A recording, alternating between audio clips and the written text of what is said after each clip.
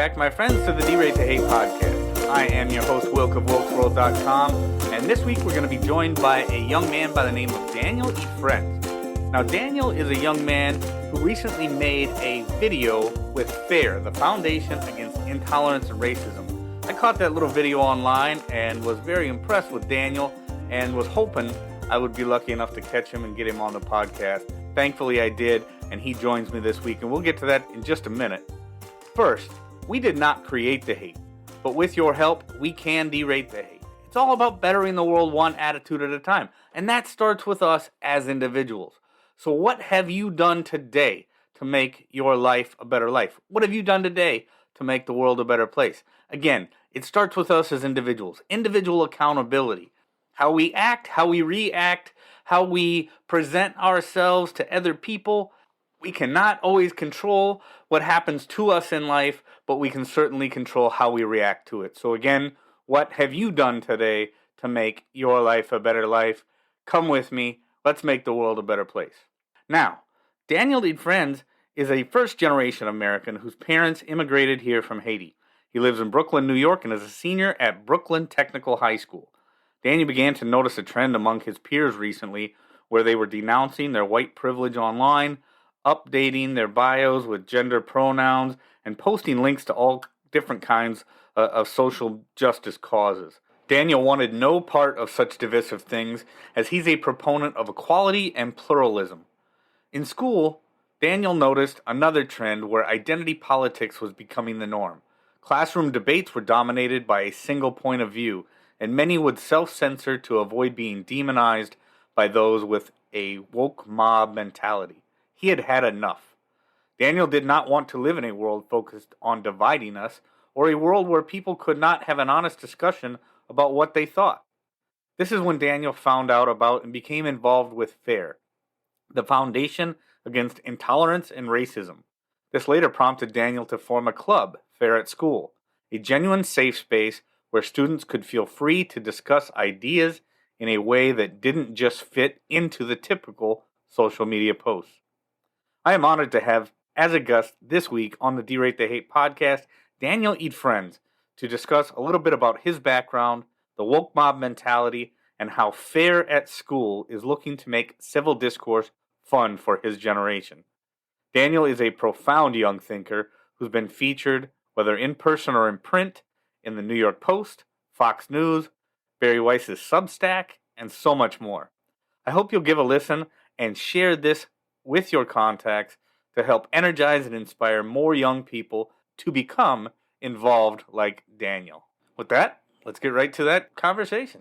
All right, welcome Daniel to the D-Rate the Hate podcast. Say hello to the DTH listeners. Hi, thank you for having me. My name is Daniel Idfresne. I'm a 17-year-old, soon to be 18-year-old next month, senior at Brooklyn Technical High School, one of the 8 specialized high schools in New York City. I work with FAIR, the Foundation Against Intolerance and Racism. I read a few articles, columns myself, and as of the Friday that we're recording this, so I already this will be official by the time this episode goes up. I'm going to be a fellow at the Douglas Society, which is a new organization that focuses on Black conservatism. And so that's sort of like the gist of what I do right now.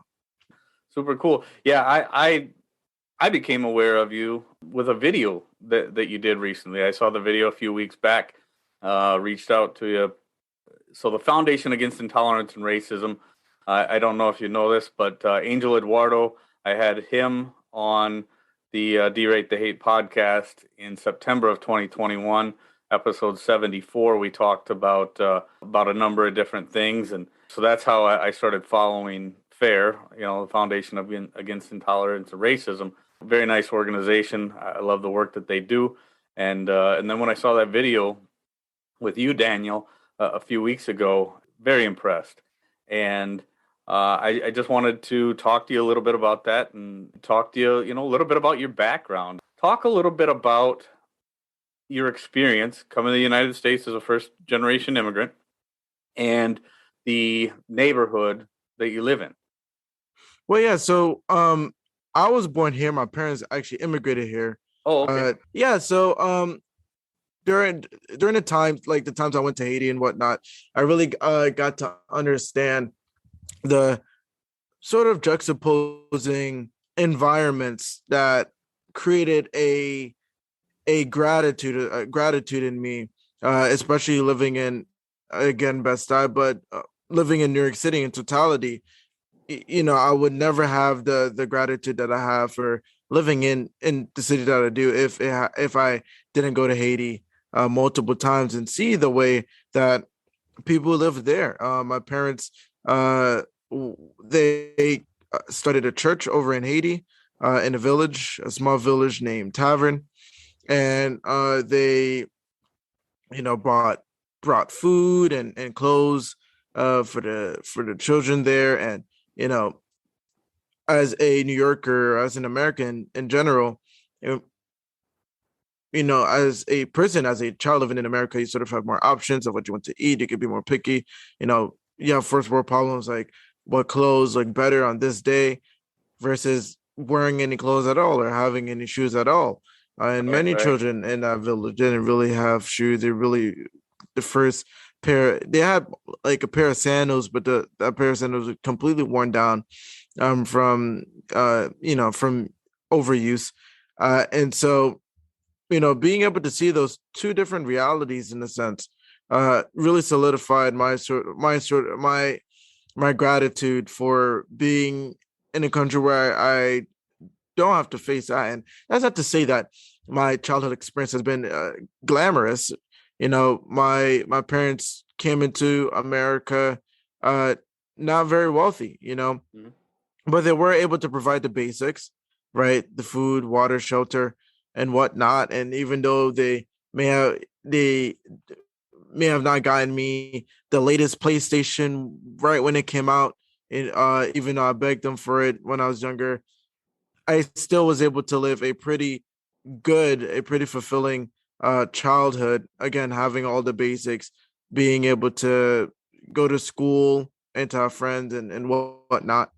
And so I would say that really that gratitude provides a basis for my political opinions, my philosophical understanding of the world, and sort of what I want to do with the Fair High School Club. Okay. No, that's great. So, yeah, let's talk a little bit more, Daniel, about your folks. I know I read some of the stuff that you've written, and you talk about your parents lived by the values that they instilled in me: charity, civility, responsibility, and tenacity. So, those are four incredible qualities to live by, and a great moral code to live by. Talk about some of the ways that they instilled those things in you. How did they build that moral code within you? Well, again, I would say the charity definitely comes from my time traveling to Haiti, seeing my parents and I, both, or my parents before they would go to Haiti, they would have to prepare. They would have to send barrels to Haiti with the food and the water and whatnot, because things in Haiti are way more expensive than they are here. Uh, there things over here are built uh built better, right? Better quality, even if it's from a thrift store, right? And so we would send barrels to we would fill up barrels to send to Haiti, and filling those barrels would take time. And my parents would drag me to the thrift store. They would drag me to a supermarket to get food and whatnot. And you know, at the time, I would think, hey, like this is so annoying. I'd rather go hang out with my friends or watch TV or do whatever. But once you see when you finally go to Haiti and you see where that food and uh where those clothes and shoes are going to, it sort of humbles you. It really does, not even just sort of, it humbles you. uh and that's how charity was really uh hammered into my mind from my parents.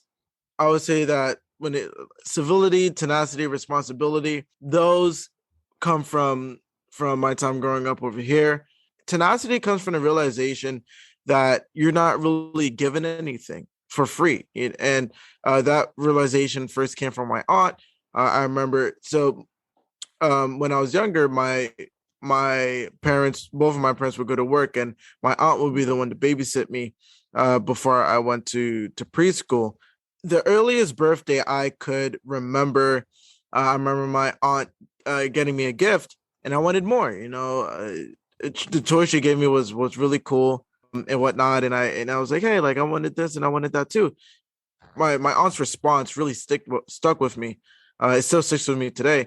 And she said, Daniel, nothing in America is free. And that sort of response was reinforced when, I wanted that new PlayStation, I wanted those new shoes or whatnot. And my mother would say that you have the money to pay for it. Nothing in America is free. And that sort of that's the foundation for tenacity. Because if you do not think that hard, or if you do not think some exchange in value is a prerequisite to gaining something for yourself, then you will not acquire the persistence, the hard work, the tenacity to get that thing to exchange for whatever you want. That's how I became a tenacious person. After I quickly realized that if I want something, I have to get it myself. I have to acquire the resources to get it myself. It really formed a foundation for me to reach goals that does not necessarily require me to maintain or to stay within a pre-existing hierarchical structure to wait my way or wait until I get what I want. Responsibility is interesting. I would say that whenever my parents gave me authority over a certain thing, it came with a new level of responsibility that I had to adhere to, or else I would lose that authority. For example, I mean, a really easy example is if I'm now allowed to go further away from my house than I could have, or than I was able to before. That came with the responsibility of telling my parents where I was going to go and telling them what time I was going to come back and abiding by that time. Otherwise, I would not be able to go to the places or to the parts in the city where I'm able to go, or even now I'm able to go to different states. And I think you mentioned something about the structure in which, like, your parents made you do homework and not being able to watch television during the week, and then even if once you got your homework done, it was a certain amount of time. So those things definitely, that kind of structure with your parents definitely helps to build that responsibility. Yeah, definitely. Yeah. They start to taper off. Your parents can't continue to baby you when you're 18 years old, tell you have to do your homework, you have to only watch 1 hour of television and whatnot. You sort of start to do it on your own because you realize for yourself, well, I just have to do this not because my parents told me, but because it's beneficial. Yeah, you find the value in it, and that structure starts to become part of your daily routine, part of your DNA. That structure and that responsibility that comes along with that structure starts to make sense as you become more mature, and it really works out. Yeah, definitely. I think civility really comes from just like rules that my parents would put in place in just in civil situations. For example, you know, a really simple one is not speaking when you're eating or not being on your phone while you're eating and things like that. Those rules is so that you respect somebody else in different situations, right? Right, And right. if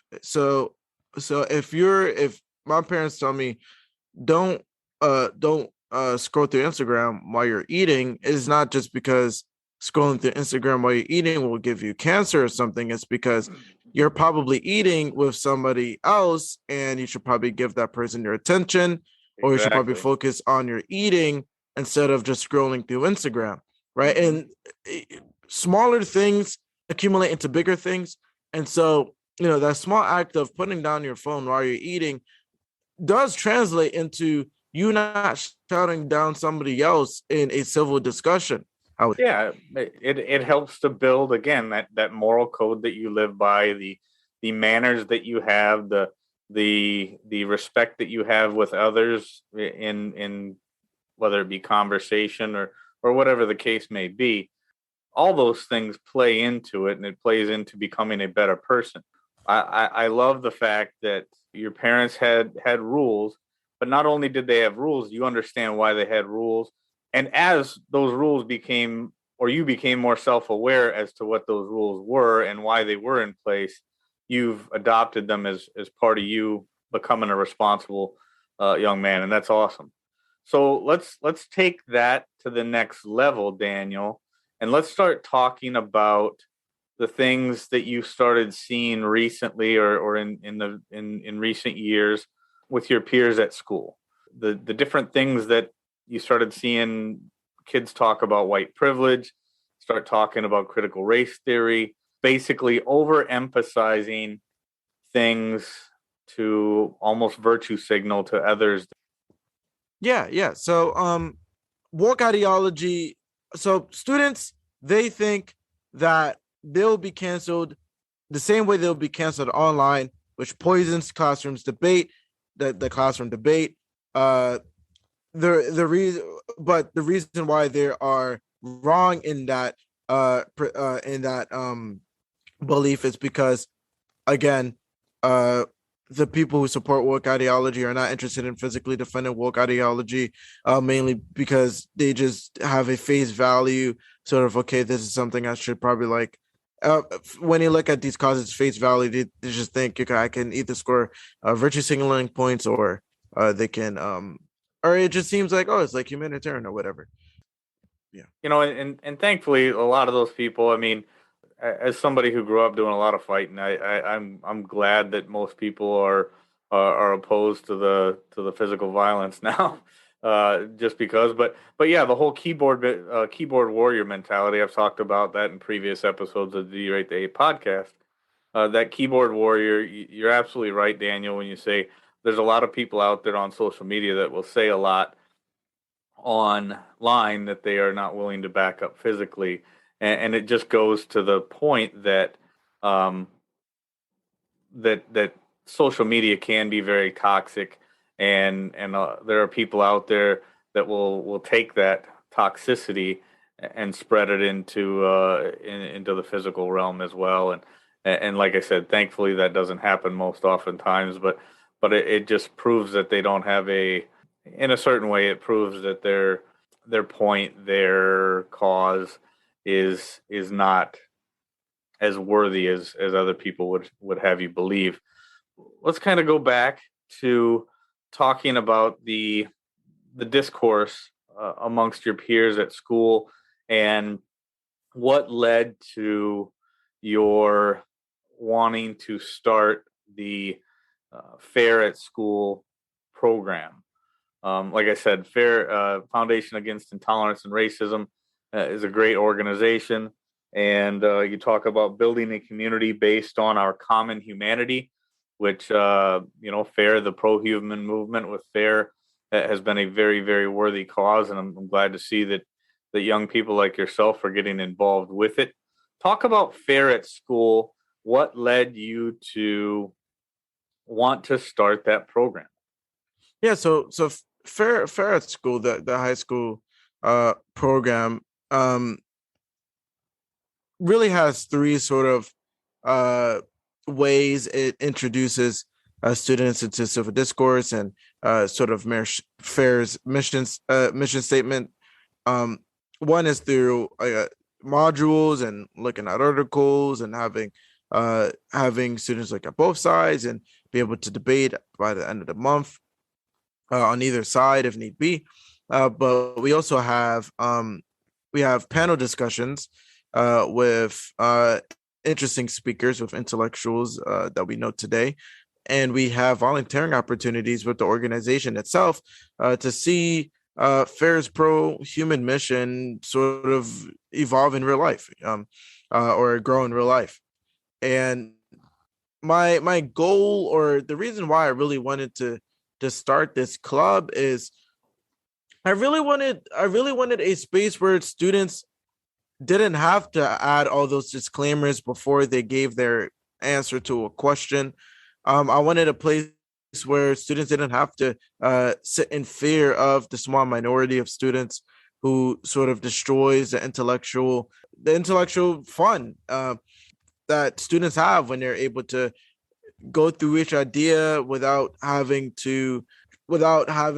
this sort of invisible man sort of peering over their shoulder and getting ready to cancel them for whatever they say. I mean, it's not even much of an invisible man. That person peering over your shoulder and waiting for you to say something wrong, those are other students. Mm-hmm. It almost happened to me a few weeks ago, right before break, and it surely happens to many other Sure. students who simply just want to not have their language policed all the time. Well, we Yeah. find it happening all the time, whether it be in school or the workplace or just general friendships and stuff like now. We see a lot of times we're seeing situations where somebody says the wrong thing or they say it in the wrong way in the company of the wrong person, and it's taken in such a way, and then the consequences of it. I mean, we've seen people lose their jobs. We've seen stories where kids get kicked out of school, where where one little thing can be misconstrued as a completely toxic situation, which it was never meant to be. And unfortunately, that's not something that I don't like the fact that it's anything that anybody's subjected to, but especially kids in the high school environment. I do think that young people like yourself need to be able to speak freely amongst your peers and hammer out the differences between everybody to have that common humanity and the idea of building a community or building a group to build upon that common humanity is awesome, Daniel. Yeah. And I would say that it's very important or at least not even just fair, but everybody in general to sort of keep that culture of civil discourse alive. More than ever before, we're starting to get in this idea of like, okay, what hate speech? What is hate speech? We're getting this idea of you're sort of not only that it's not good enough that you don't have an opinion or you want to abstain from the conversation, or maybe you just want to do some research for yourself, but you have to voice your support for a certain side that sort of hides its true intentions under these platitudes that seem so that makes you feel good for saying them, or this is a sort of white silence is violence. That's the white silence is violence phenomenon in a nutshell. Right. The Fair High School Club, it really tries to incentivize sort of discourse instead of debate, where debate, my experience in debate, is a bit more sophist rather than intellectual, where, if you speak faster, if you get the right words or say the right words, or you point out the improper use of words that the other opponent says or said, the improper usage of certain words of the other opponent, of the other opponent, then you can win tournaments that way. Obviously, you need to know the material, but there's an element of that as well. But that's not conducive to an actual healthy discussion about things that are going on in our country that young people do need to be aware of. There is an element of fun that I want to add to the Fair High School clubs as well, because it's sort of hard to get people who are younger interested in topics that, by face value, don't really sound interesting. By face value, like, again, the only reason why, a lot of the reason why younger people went to the BLM protest was because it seemed fun, right? It was exciting. It was new. It was a cause. Yeah, you went, you yelled, and you had your sign, and you protested for a few hours, and then you went to Starbucks after. That was essentially what my generation, or what I see my classmates doing in 2020. And Republicans are sort of getting the hang of it in some sort of sense. But it's not only the Republicans' duty to do this, it's the duty of all people who want to see our country prosper through civil discourse and truly trying to understand the topics, you have to make that fun as well, not just protesting about systemic racism, or even just protesting or supporting lower taxes and making that seem cool, and having a nice Benjamin Franklin poster with sunglasses on your wall. That's cool. But also we need to find a way to make uh civil discourse and understanding all perspective and being fair. We need to make that a cool phenomenon, something cool, something fun as well. And so that's one of the projects that I'm still working on right now with fair. So making civil discourse cool again, making civil discourse fun again, right? Civil discourse in some sense was never fun to begin with. We sort of saw it as a duty, a virtue. Not all virtues are necessarily fun. They're hard. Sometimes they're painful to keep up with. But there was a time in our country where everybody agreed that it was something that we needed to keep, even though it wasn't necessarily fun. But that's out the window now. And so in order to get back to that place, we sort of need to make it fun for real this time. I try to make the high school program a bit fun with, like, okay, like, let's make this hands-on, you get the volunteer refer and whatnot. But I there's some sort of cultural things that I want to add to the club as well, that highlight sort of like that, some cultural things that highlight, okay, we can talk this out rather than shout at each other. Yeah. Well, I think that's a very noble goal, Daniel, is to, yeah, and you're probably right. It's probably not making civil discourse fun again, but just making civil discourse fun, period. But I think to take it back full circle to something we talked about earlier in our conversation is, your folks reinforced a lot of responsibility in you young by doing things that you didn't necessarily probably like at the beginning, but as you got older and started to see the value in those actions, not allowing you to watch television until the weekend, and making sure you had your homework done, and making sure that your studies were done before you engaged in extracurricular activities, or the lessons that your aunt provided to you about there being value in things, and you having to work to obtain that value, things like that. All of those things stand in contrast to our basic human nature. I mean, we just want things and we want them now. Everybody would like it if everybody got along, but it's only so good until somebody has to get along with somebody that they don't agree with.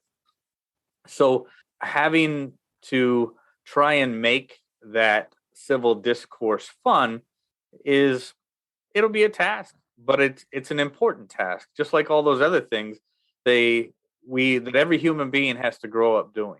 We've got to work against our human nature to take things that aren't ours. And my 2-year-old daughter is constantly, she'll grab something, it doesn't belong to her, she'll grab it, she says, mine, mine, mine.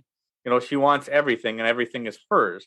So we've got to teach her that not everything is hers, and we as people have to learn lessons to live in a better society. It's part of what we do. Everything about us living in a civil society is something that's learned and not necessarily in our basic human nature.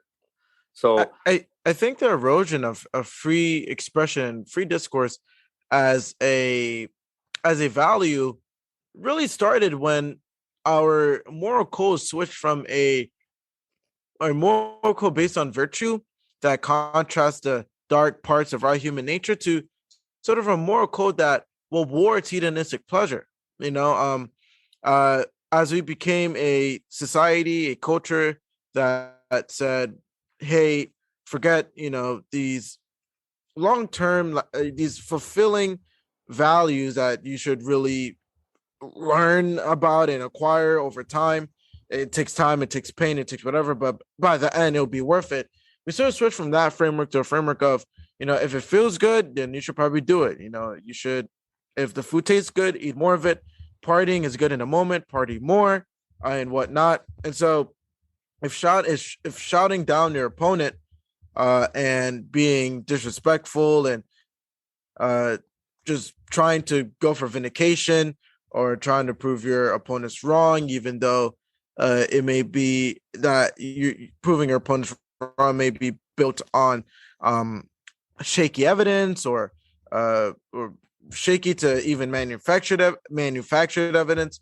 We've become a culture where because we now prioritize hedonistic pleasure, free expression, which is a you know free discourse, free expression, which is a value that takes time to cultivate. It takes time to respect others.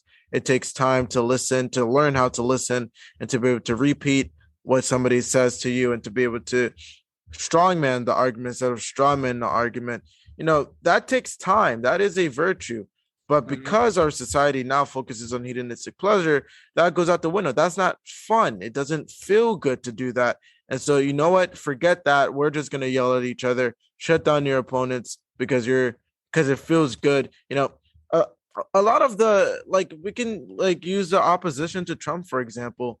A lot of it wasn't necessarily because people actually hated Trump. It was just because it felt good to just be angry at somebody, to direct your hate at somebody for no particular reason, but it felt good it feels good. It continues to feel good today. For some reason, every other week on Twitter, Trump is still trending. Get over him. It's but again, it feels good to sort of, go back to that place where you could just be mad and yell at somebody or something for no reason at all.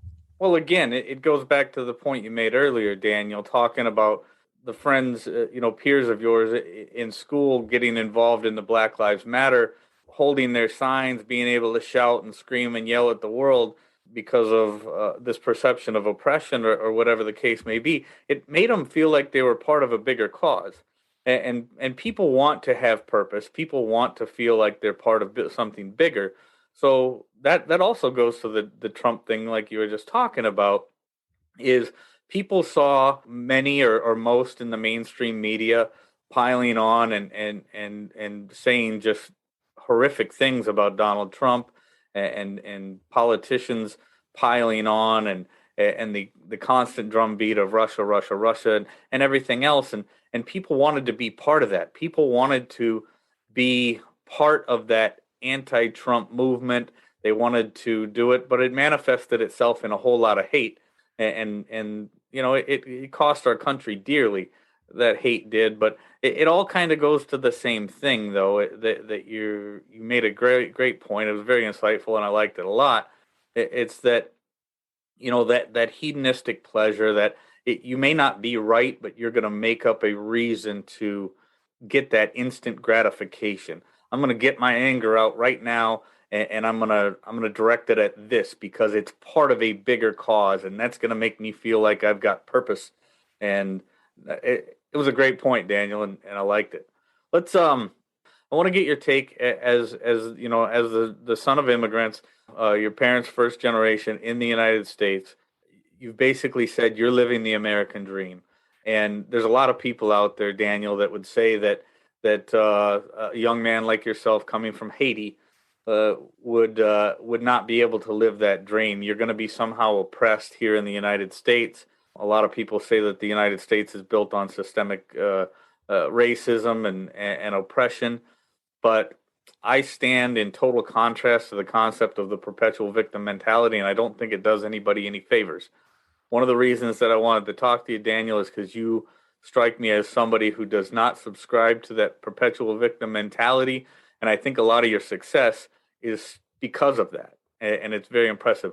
Talk to me a little bit about you being a young black man growing up in Brooklyn, New York. Your parents are immigrants, and the dream that you're living, and your idea of the American dream, and then we'll wrap this up. Yeah. So that's a great question. I would say that a lot of it has to do with my parents as well. I would say that my parents also hammered home this with the tenacity point. You have to work for something. You have to work in order to get something. They always would note, hey, all you really need to do is be able to go to college, go get a business, start something, go become something great, and that's pretty much it. And that's sort of the American dream for my parents, and that's sort of what became the American dream for me. You know, to swiftly answer your question about what is the American dream, the American dream is simply to be able to create something of your imagination and to look back and to say that was good. You know, like the American dream is to be able to exercise your capacity as a human being, uh, shaped in the image of God. You know, God has created our universe, created what we now live in, and we have the unique ability to create as He created the universe. Obviously, not to the magnitude and to the scale that He created. Uh, yeah, to His magnitude or scale. But you know, we are able to create houses. We're able to create projects, podcasts, all these different things that other species may not necessarily be able to create. And the American dream is simply, hey, I want to create this, and I'm able to actively create that. You know, there are many people in different countries, people in many different countries who are unable to simply say, I want to do X, and I can now actively take these steps to achieve X. You know, um, and we got that here in the United States. You know, and so if you want to create a business and you're able to create the business and look back and say, well, creating that business was really good, it was really fulfilling, then you lived out the American dream. If you wanted to create a career for yourself as a lawyer or as a doctor, as whatever, and you were able to do that and to look back at your career and say, well, that was good, that was fulfilling, I really enjoyed that part of my life, then you're living the American dream. And right now I am creating something for myself through, you know, writing articles and working with Farrah and whatnot. And even though I'm not done with with my projects and what I'm doing so far, I'm only 17, about to be 18. You know, I've still have my whole life ahead of me. I am working hard, so by the time I am done with my projects and my life goals and whatnot, I can look back and say that was good. You know, you have 340 million people who live in this country named the United States of America who has that ability, unilateral control of their own lives, to be able to create something and to look back and to smile and say, yes, that was amazing, right? That's the American dream. And, you know, whether, you know, that ideal, that creation was sort of the white picket fence, 2.5 kids or whatnot, versus now, which is sort of like ambiguous and you can define it for yourself. That still remains. And so, Yep. yes, the American dream does exist, and I am indeed living it right now. Excellent answer, man. Yeah, that's what I wanted to hear. I think you are, Daniel. I've read a lot of the stuff you've written. I've watched some of your works online, whether it be YouTube or Twitter or some of your other interviews. And I tell you what, man, I think you've got an incredible future ahead of you. I think what you're doing, you've got some very, very noble goals. I think you're doing great work, man. I look forward to following what you're doing, and I hope we can talk again, Daniel. Yeah, definitely. Thank you so much for having me. Like I said, friends, Daniel is one profound young thinker, and it is no wonder he's having such great success already at such a young age. I'm incredibly happy that I got to have this opportunity to talk to Daniel, and he really gives me hope. Gives me hope that there's people out there, young people, who see through all this woke mob nonsense and the craziness that comes along with the lack of civil discourse, the lack of ability of so many out there nowadays to have a conversation with those with whom they disagree, and it's gotten out of hand, and it really gives me hope that young people like Daniel are out there fighting back against that nonsense, derating the hate, doing things to better the world, because without the young people getting involved, it's not going to happen, folks. So we need to get the young people involved. If you know a young person in your life, have them check out this episode of the Derate the Hate podcast. Ask them what's going on at their school. Are they facing that situation where classroom debates are being dominated by a single point of view and their peers are self-censoring because they don't want to be demonized by the woke mob? Find out. Find out and get them in contact with the folks at Fair at School. Maybe they can start a club like Daniel did in his school. Without an open marketplace of ideas, we cease to be the greatest nation on earth. Without that free and fair exchange of ideas and thoughts amongst our peers, we cease to be the greatest nation on earth. We have to have that opportunity. We cannot allow the woke mob. We cannot allow cancel culture. We cannot allow nonsense to get in the way of a free exchange of ideas and a civil discourse amongst those of differing opinions. Friends, I ask that you share this with everybody that you can, because it's another incredibly important episode of the Derate the Hate podcast. Such important work. So what have you done today to make your life a better life? What have you done today to make the world a better place? Let's get out there. Let's use Daniel and this episode as a vehicle to making the world a better place. Thank you very much for joining me, and I'll just say, get out there, be kind to one another, be grateful for everything that you've got, and remember, it's up to you to make each and every day the day that you want it to be. Again, friends, I am Wilk of wilksworld.com. Email me, wilk@wilksworld.com. Share us with your friends. Hit us up on social media. Follow us on our websites or social media, or subscribe wherever you get your audio. With that, I'm going to back on out of here, and we will catch you next week.